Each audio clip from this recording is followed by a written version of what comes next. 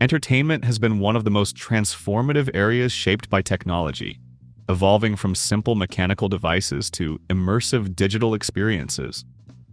It began with silent films and live radio broadcasts, followed by the golden age of television in the mid-20th century. These advancements brought stories and events into people's homes, changing how the world connected and consumed content. In the 1970s, video games emerged with classics like Pong and Space Invaders, sparking a new form of interactive entertainment. Over the decades, consoles like Nintendo and PlayStation revolutionized gaming, while online multiplayer games connected players worldwide. Today, virtual reality takes gaming even further, immersing players in fully interactive worlds. Streaming services like Netflix and Spotify have replaced traditional TV and physical media, offering personalized on-demand content. Meanwhile, platforms like YouTube and Twitch have given rise to a new era of creators where anyone can produce and share their own entertainment. The future of entertainment is becoming even more immersive. Virtual concerts, AI-generated music, and the metaverse are redefining how we experience stories, music, and games. This was the invention and the rise of entertainment industry. But let's talk about the main point of this video: how entertainment was used to promote Satanism and, let's say, evil benefits. So the association of Satanism with the entertainment industry is a topic that has evolved over decades. It all started back in the 19th and early 20th century. Obviously, there was no technology back then, so the first sign of Satanism came from the literature industry. A very famous legend called Faust by Goethe is based on a man who sells his soul to the devil. Yes, apparently, the first sign of Satanism in entertainment industry is a big one, and it only gets worse as we go forward in the timeline.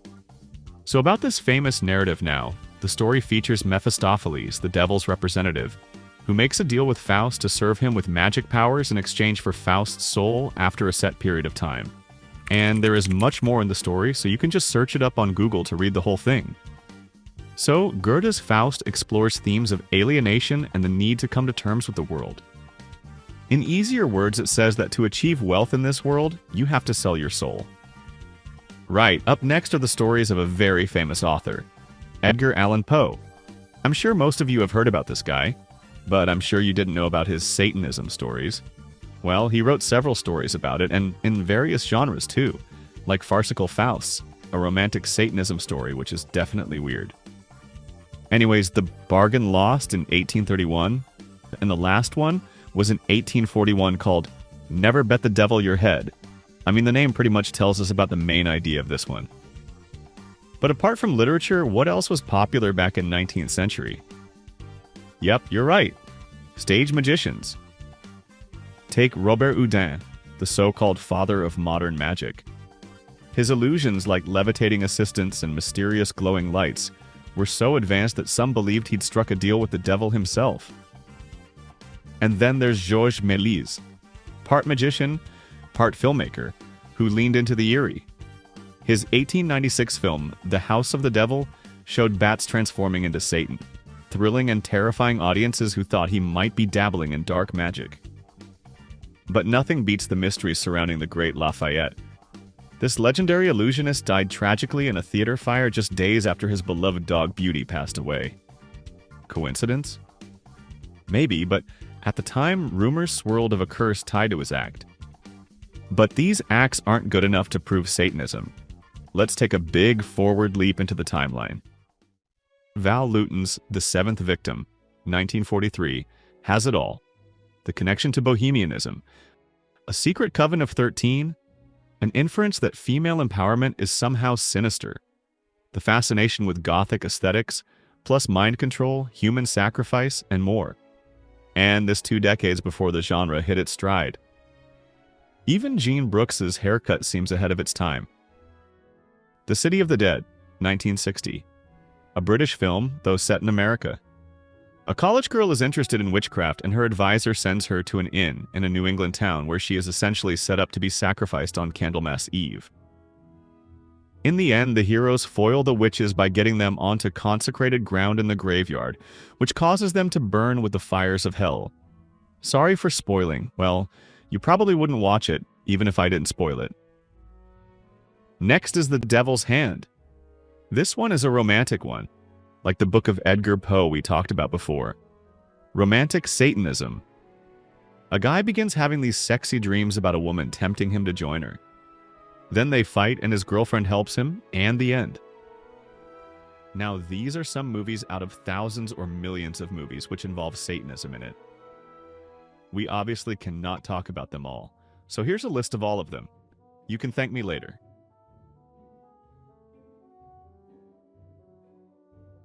The 1980s saw widespread fears about satanic rituals and influence in society, fueled by media reports and books like Michelle Remembers.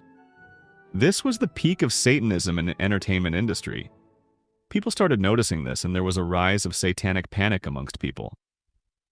At the same time, music industry was getting accused of Satanism too, especially the heavy metal bands. Parents and churches accused bands like Slayer and Iron Maiden of spreading satanic messages, claiming their music was corrupting the youth. Iron Maiden's The Number of the Beast fueled the fire with its lyrics and imagery, though the band insisted it was just storytelling. And who could forget the infamous backmasking scandals? People claimed hidden satanic messages were embedded in songs if you played them backward. Bands like Judas Priest found themselves at the center of lawsuits because of it. But everyone somehow managed to get away from it and claimed that it wasn't about worshiping the devil, it was about challenging the status quo. Yeah, right. 1980s is often termed as the Satanic Panic because people started to notice satanic references in music, movies, books, and basically in the entire entertainment industry. But as I said earlier, it only gets worse as we move forward in the timeline. The 1990s and 2000s saw Satanism take on new forms in popular culture, fueled by evolving media, public controversies, and shifts in societal attitude. Artists like Marilyn Manson became the face of rebellion and moral outrage.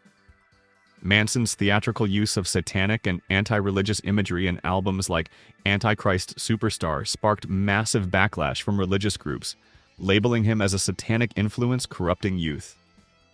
And again, black metal bands, particularly in Norway, such as Mayhem and Burzum, were infamous for church burnings and promoting anti-Christian ideologies, giving Satanism a darker, more violent reputation. And then much more films started showing Satanism and witchcraft. The Craft and End of Days glamorized or explored themes of witchcraft, Satanism, and apocalyptic narratives, bringing these ideas into mainstream entertainment. And before it was just movies, but now in 90s and 2000s, TV shows also started displaying satanic themes. Shows like Buffy the Vampire Slayer and Charmed included occult and demonic themes, sparking debates about their influence on young viewers. And a new genre was introduced in this era: gaming Satanism. Okay, I just made that one up. But it is about gaming. So games like Diablo and Doom introduced Satanism in gaming. Again, demonic images and satanic themes were included in it. And now Satanism was included in every entertainment niche. And keep in mind that it started from literature in 1800s. People weren't aware of this until the 1960s. As we all know, 2000 till 2010 was a very transformative era. Internet was introduced, social media platforms like YouTube, Facebook, and more started taking off. And guess what also started taking off? You're right again. Satanism? I'm sorry if you're tired of hearing this term. Can someone count how many times I've said Satanism in this video? Well, if you can then tell us in the comments. Right comment will get pinned, and also please like and subscribe too. We are trying to reach 10K subs by the end of this year. Anyways, back to our topic. The internet gave new life to satanic conspiracy theories. Forums, YouTube, and early social media platforms spread claims that celebrities, politicians, and organizations were secretly involved in satanic rituals. The Illuminati and New World Order conspiracies tied Satanism to power and fame, claiming that stars like Beyoncé, Jay-Z, and others were part of a satanic elite. Symbols like pentagrams, horns, and 666 were scrutinized in music videos, album art, and public appearances. Oh, and thank you, Beyoncé. I don't want any trouble, so I'll be at the safe side. Satanic symbols in concerts were shown too. Literally live concerts. Pop stars like Lady Gaga and Rihanna showed some stuff in their music videos and live concerts. Horror films like The Devil's Advocate and The Exorcism of Emily Rose continue to explore satanic themes. You can watch our video on The Exorcism of Emily Rose. Link is in the description. It's a great video, trust me. Shows like Supernatural brought satanic lore and demonic battles into mainstream entertainment, often romanticizing or stylizing the occult. And we got a new genre too, fashion Satanism. Occult symbols like inverted crosses, pentagrams, and goat heads became mainstream in fashion and visual art. Designers and artists adopted these motifs for their shock value and as a statement against traditional norms, making satanic aesthetics trendy. And yeah, this was the end of this decade. We got a new genre of Satanism in social media platforms too, although social media wasn't used that much for it because it was just the start of it. But in the next decade, it is the main source of Satanism. So on to the next decade.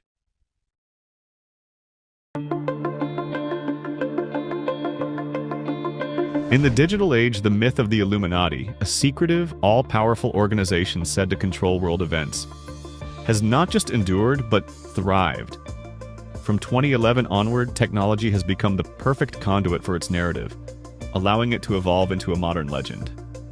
Whether through viral videos, cryptic websites, or discussions on social media, the idea of the Illuminati has found new life in the interconnected world of the internet, weaving itself into conversations about global power, celebrity culture, and technological advancement. But what exactly is Illuminati, and why does it exist? One of the most famous conspiracy theories is that Illuminati is a satanic group, which includes a number of members spreading Satanism and taking people away from God. The members that no one is sure about. On the top of the Illuminati pyramid ranking is the supreme power, the Watcher who has taken control of all aspects of human society, aka the Satan. Then comes the Rothschild family, a historic European banking dynasty, founded in the 18th century by Mayer Amschel Rothschild. Known for their vast wealth and influence, they played a major role in financing governments and infrastructure. Their secrecy fueled conspiracy theories, often exaggerating their control over global finance. At number 3, we have the global elites, which includes billionaires and political and influential figures who supposedly manage the day-to-day operations of global influence. In the middle of the pyramid lay the executives, the influential figures in entertainment, media, and academia tasked with shaping public opinions and spreading ideologies while maintaining secrecy. The mid-tier members include individuals in military, intelligence, and scientific fields. They execute specific agendas in technological control and psychological operations. At the 6th rank, we have the new celebrities members undergoing indoctrination in hopes to rise through the ranks. Lastly, the unaware, manipulated general public, allegedly influenced through media and education systems. Social media platforms like YouTube, Twitter, and Instagram have played a central role in the resurgence of Illuminati theories. From Beyoncé and Jay-Z to Lady Gaga and Kanye West, some of the biggest names in entertainment were accused of being Illuminati puppets, using their platforms to subtly influence the masses. Theories became so widespread that even a simple hand gesture or a triangle-shaped graphic was enough to spark speculation. Okay, maybe not so simple, but you get the point. Beyond the glitz of Hollywood, technology itself became a focus of Illuminati theories. The rise of artificial intelligence, big data, and algorithms fueled fears that an unseen power was monitoring and manipulating humanity. Smartphones and smart devices, always listening and collecting data, were said to be tools for global surveillance, allegedly part of the Illuminati's plan to control the population. Even social media algorithms designed to recommend content were accused of steering public opinion and suppressing dissenting voices, allegedly to serve the agenda of this shadowy organization. Cryptocurrencies like Bitcoin also found their way into Illuminati lore. As digital currencies gained traction, conspiracy theorists began speculating that the Illuminati was behind their creation.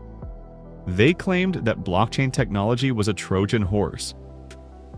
But perhaps the most chilling use of technology tied to the Illuminati myth was the dark web.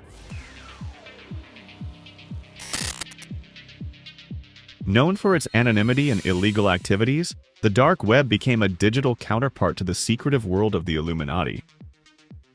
Stories circulated about cryptic websites allegedly run by the group, offering invitations to join or puzzles to decode their secrets.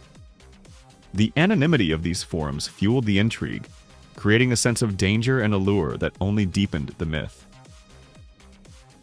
As people searched for hidden meanings behind global events, whether economic crashes, pandemics, or political upheavals, the Illuminati became an easy scapegoat. In some cases, belief in these theories led to real-world harm, with individuals rejecting modern technology, avoiding vaccines, or even committing violent acts in the belief they were fighting against an all-powerful force. Okay, so everything about the Illuminati we've discussed does seem pretty realistic, but there is a lot more to this secret society than just fantasies. You see, Illuminati wasn't always a myth. A decree in 1784 by Karl Theodor of Bavaria, the German state where Illuminati was originally formed, banned all secret societies. So only 9 years after its founding, the Illuminati group was dissolved with their records deceased. After the French Revolution a decade later, conservative authors thought that the Illuminati had survived. And in the United States, similar conspiracy ideas against the government were promoted by preacher Jedediah Morse. But remember, the decree doesn't change the fact that this is a secret society, so there is no solid evidence that the Illuminati survived, reformed, or completely fell apart. And yes, the idea of a secret group behind political affairs is still alive today due to obvious reasons, but again, not enough proof of its existence. Though by the current fishy happenings on the planet, we can't help but try to find reasons behind them. Like, what was the need to make short-form content a thing? Is it just good business or a part of gaining world control? And why do male celebrities randomly appear in women's dresses in public, knowing it's a cause of humiliation upon themselves? Well, all we can do is dig for answers. Dig through the thick layers of corruption and evil powers. What makes the Illuminati myth so enduring in the digital age is its adaptability. It taps into the fears and uncertainties of a rapidly changing world, offering simple explanations for complex issues. Whether it's through viral memes, conspiracy videos, or whispered rumors, the idea of the Illuminati remains a fascinating, if unsettling, reflection of our modern anxieties. It's not just a story about a secret society, it's a story about how we process power, technology, and the unknown in an age where everything seems connected, yet out of control.